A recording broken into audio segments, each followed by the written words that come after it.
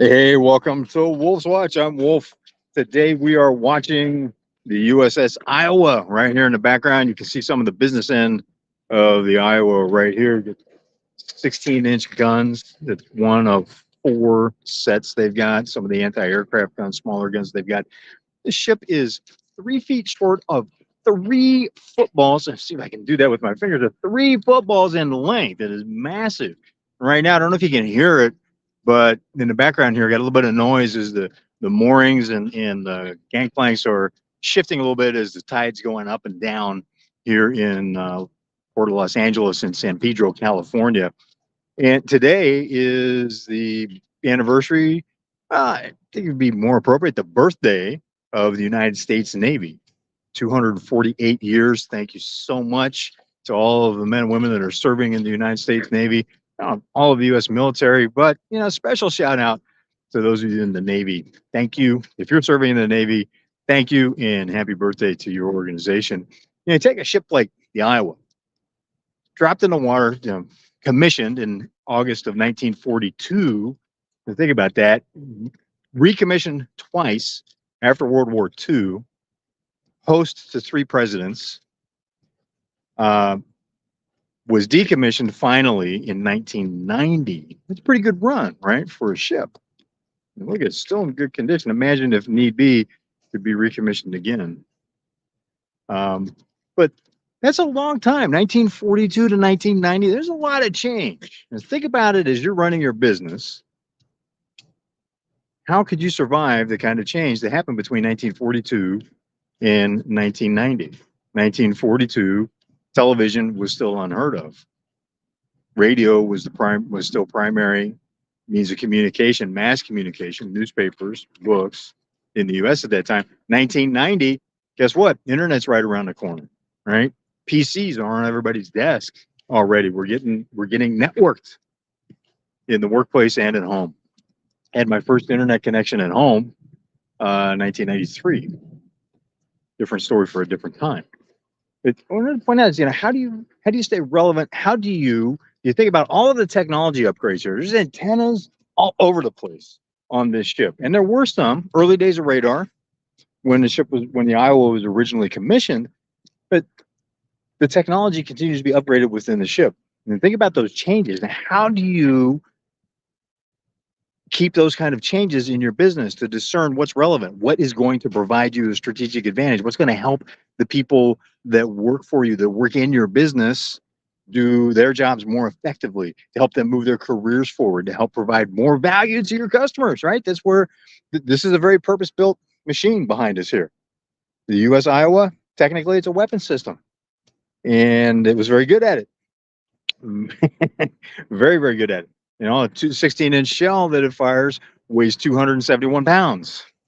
I believe it's 271 pounds of explosive. As you're watching this, if you can correct me on that, would love the assistance. The best of my knowledge, 271 pounds of explosive. That's lobbing a line, and they can shoot over the horizon, right? So you're talking 13, 15, 18, 20 miles out, long distance. But again, it's the technology inside. They kept the ship relevant from 1942 to 1990. Kept it relevant in Korea, Vietnam. Iraq One was happening 1990, or was that 1991? Again, correct me there.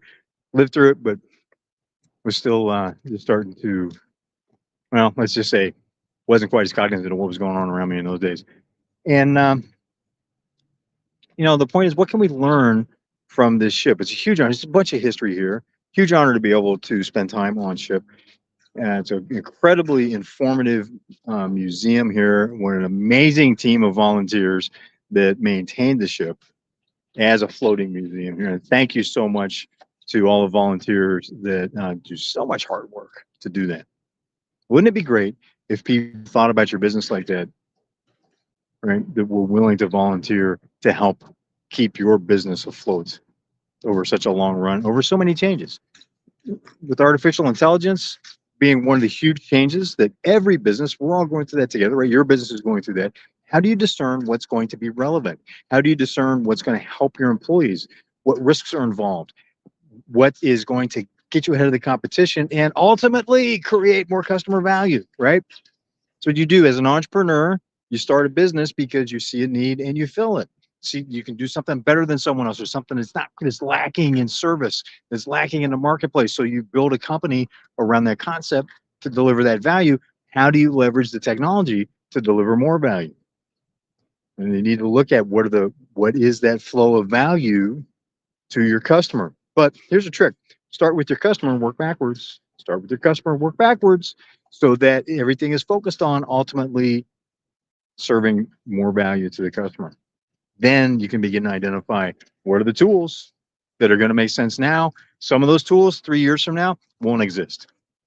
You know, if you watched what happens in industries, there tends to be a consolidation over a period of time. Automotive industry, there were dozens of automotive manufacturers, ended up with the big, I use this hand, the big three in Detroit, right? Computers ended up with a handful of computer manufacturers whenever it does, where you have Dell, Apple, HP still around, I believe, more of a corporate thing. Lenovo. There's just a few manufacturers that dominate the marketplace. And I know there's a few more, but just want to keep this short for you, just as examples, right? Same thing's going to happen with artificial intelligence. We've got tools that are being used broadly, which is really the big thing that's happened in the last year. Tools that are generally useful or useful to the general public without being a computer science type or running a big corporation in order to be able to afford to develop your own in-house. They have become available like ChatGPT. There's other competitors there. Let's just use that as an example. There's a lot of talk about that. So how is that going to be useful? And of the ChatGPT and dozens of other large language models, text to image models, what is going to be left in 3 years? Because it's anticipated this is going to be a fast cycle, right? Each technology cycle we go through, we get the research, application, early adoption, the cycle goes faster, you know, broad use. So now we're somewhere in that accelerated use curve. And some of the providers, like OpenAI and a handful of others, will be left or not. There may be dozens right now, there may be new ones rolling out right now, but of all those tools, which ones will still be around? Here's a key consideration. This is where technology can bite you and bite you hard. If a better technology comes along, or the provider of the solution that you're using now goes out of business, how hard is it to change to what the next best thing is? So that's a key consideration in deciding what technology to provide. You know, on a ship like the USS Iowa, there's no expense spared in order to upgrade, because once this ship was created, to replace it is so expensive, so difficult. Really couldn't imagine building another one of these without a strong wartime incentive. But to keep the ship moving, massive expense, months, years in dry dock, going through the internals of the ship in order to upgrade to new technologies, to repair, refurbish what's been used for a long time. What's that in your business in order to stay competitive? You need to be able to adapt fast, right? Evolution, survival of the most adaptable is going to be a watch phrase for what happens with the impact of artificial intelligence tools on your business, your competitors, and your customers. So just a few things to consider. Beautiful night here in San Pedro, California. Wish you were here with me. If you got thoughts, considerations, put in your comments. Love to continue the conversation. And I really do appreciate you being part of the conversation. This is Wolf's Watch. I'm Wolf, and I will see you on the high seas.